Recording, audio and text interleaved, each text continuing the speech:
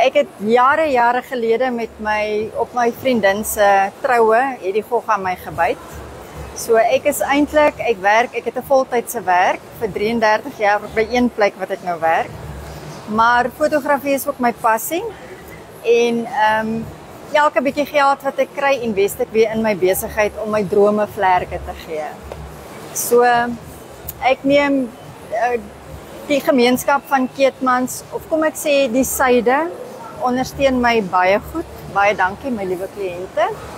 En hulle kom ry van heine en verre om by my foto's te kom neem. Ek het my eie ateljee by die huis. En dan het ek gedink ek explore 'n bietjie nuwe dingetjies soos wat ek nou vandag doen, die green screen photo booth. So ek hoop dat Keetmans hoopse mense die skou sal besoek. Dit is my eerste keer wat ek uitstal of wat ek 'n stalletjie het by die skou. Ja. En watter verwagtinge het u? Man,